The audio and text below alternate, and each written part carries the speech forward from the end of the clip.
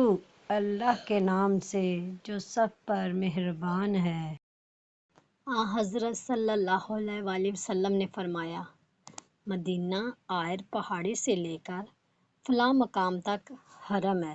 جس نے اس حد میں کوئی بدعت نکالی یا کسی بدعتی کو پناہ دی تو اس پر اللہ اور تمام ملائکہ اور انسانوں کی لعنت ہے۔